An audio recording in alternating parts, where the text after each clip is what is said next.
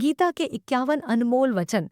कोई कुछ भी कहे, बस अपने आप को शांत रखो, क्योंकि सूरज कितना भी तेज क्यों ना हो, समुद्र सूखता नहीं है।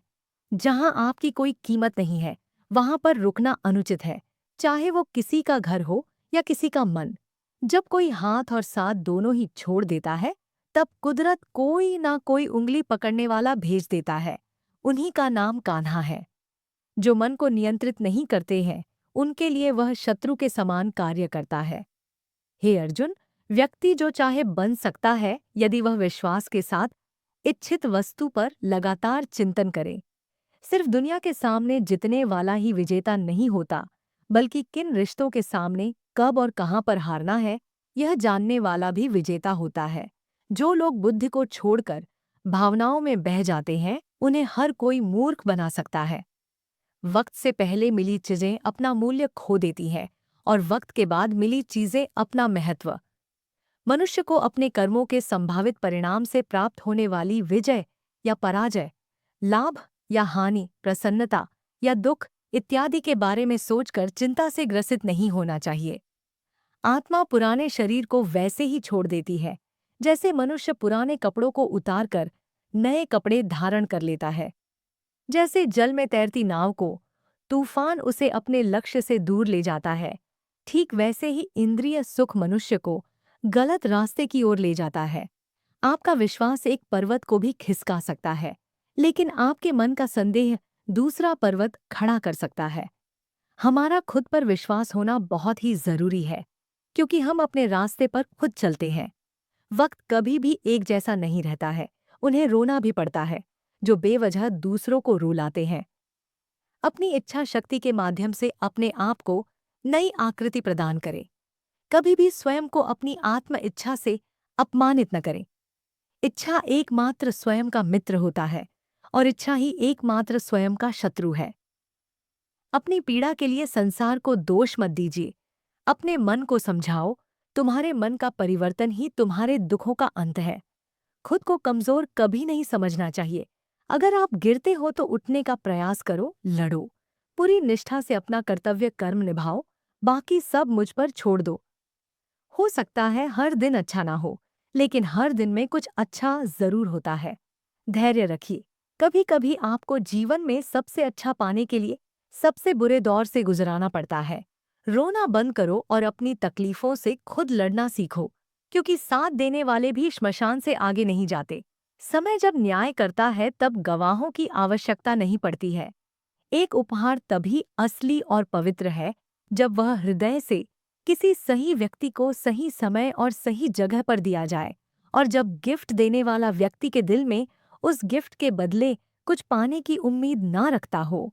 सुंदरता आपकी दृष्टिकोण में होती है। किसी को कीचड़ में खिला कमल भी लुभाता है और किसी को चांद में भी दाग नजर आते हैं। हे अर्जुन, जो कोई भी चीज किसी भी देवता की पूजा पूरे विश्वास के साथ करने की इच्छा रखता है, तब मैं उसका विश्वास उसी देवता में दृढ़ कर देता हूँ। उदय किसी का भी अचानक नहीं होता। सूर्य भी धीरे धीरे निकलता है और ऊपर उठता है धैर्य और तपस्या, जिसमें है वही संसार को प्रकाशित कर सकता है। हे अर्जुन, स्वर्ग प्राप्त करने और वहां कई वर्षों तक वास करने के पश्चात एक असफल योगी का पुण्य एक पवित्र और समृद्ध कुटुंब में जन्म होता है। हे अर्जुन, जो व्यक्ति अपने समान सर्वत्र सम देखता है, चाहे वह दुख हो या सुख हो, वह परम योगी माना जाता है, प्रेम हो या प्रार्थना।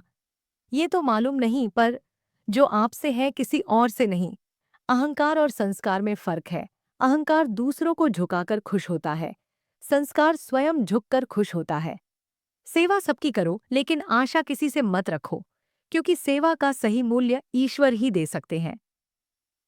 जब सत्य की असत्य से लड़ाई होगी तो सत्य अकेला खड़ा होगा, और असत्य की फौज लंबी होगी, क्योंकि असत्य के पीछे मूर्खों का झुंड भी होगा। अकेले रहना तुम्हें यह भी सिखाता है कि वास्तव में तुम्हारे पास स्वयं के अलावा और कुछ भी नहीं। जब परिवार के सदस्य अप्रिय लगने लगे और पराये अपने लगने लगे, तो समझ लीजिए विनाश का समय आरंभ हो गया है।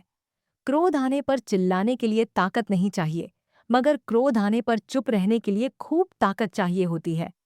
जो आपका है वह आपको मिलकर ही रहेगा, फिर चाहे उसे छीनने के लिए पूरी कायनात एक हो जाए।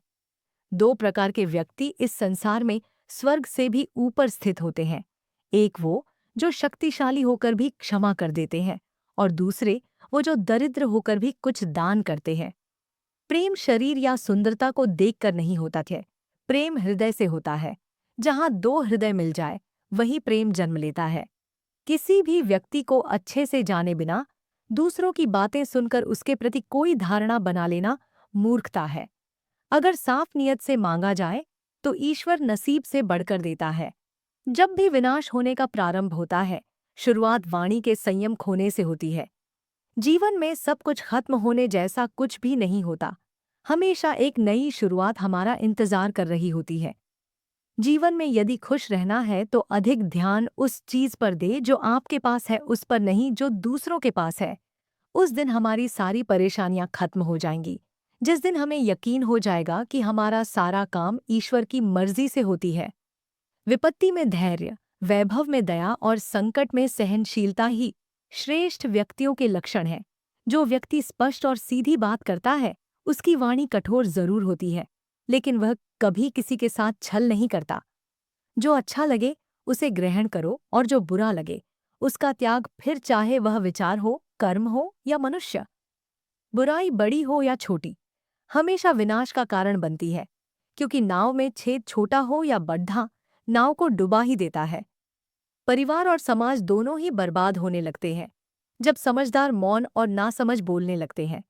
आप वापस नहीं जा सकते हैं और शुरुआत को नहीं बदल सकते हैं, लेकिन आप जहां हैं वहीं से शुरू कर सकते हैं और अंत को अवश्य बदल सकते हैं। जब उम्मीदें टूटने लगे, कोई रास्ता दिखाई न दे, तो एक बार भगवद गीता की शरण जरूर ले लेना।